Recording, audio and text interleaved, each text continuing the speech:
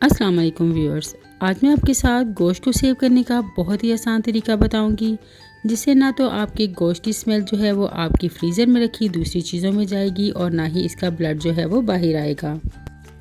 तो अक्सर सब लोगों के घर में इस तरह की ड्रिंक्स आती हैं जिन्हें पी लेने के बाद हम इनकी बोतल्स जो हैं वो फेंक देते हैं। तो इन बोतल को वेस्ट करने की बजाय आप इन्हें सेव कर लें और इस तरह से हम नाइफ़ की मदद से इसकी कटिंग कर लेंगे। बहुत ही इजीली इसकी कटिंग हो जाएगी, वरना आप नाइफ़ को गर्म करके भी इस तरह से इसकी कटिंग जो है वो कर सकते हैं।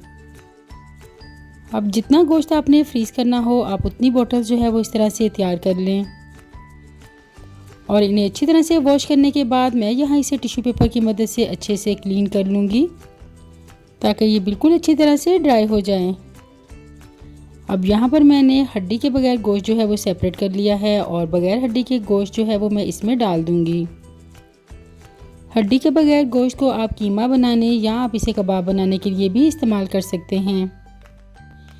अलग-अलग गोश्त रखने से ये फ़ायदा होगा कि आप जिस पर्पज़ के लिए जौन सा गोश्त आपको चाहिए होगा आप उसे निकाल कर इस्तेमाल कर सकेंगे।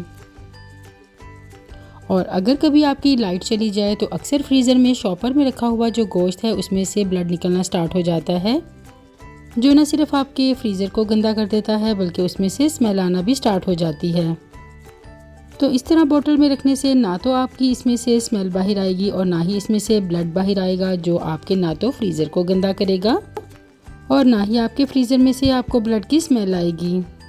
तो यहाँ मैंने इसको क्लिंग फॉइल की मदद से अच्छे से रैप कर लिया है और एक पेपर के ऊपर बगैर हड्डी का गोश्त लिखकर आप इसको इस तरह से रखें और इसे इस तरह से टाइटली पैक करके आप इजीली इसको फ्रीज़ कर लें।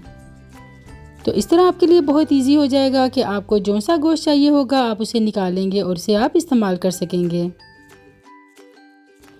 क्योंकि अक्सर जब हम शॉपर में गोश्त रखते हैं तो हमें पता नहीं चलता कि कौन से शॉपर में हमने कौन सा गोश्त रखा है। इस तरह लिखने से आपके लिए बहुत ही इजी हो जाएगा। तो यहाँ एक और बोतल में हड्डी वाला गोश्त जो है वो मैं इस तरह से डाल दूँगी और हड्डी वाला गोश्त जो है वो मैं पुलाव बनाने में इस्तेमाल करती हूँ या हम इसकी नहारी भी तैयार कर सकते हैं, या जिस भी पर्पज़ के लिए आप इसे यूज़ करना चाहें आप इसे ईज़िली निकाल कर यूज़ कर सकते हैं।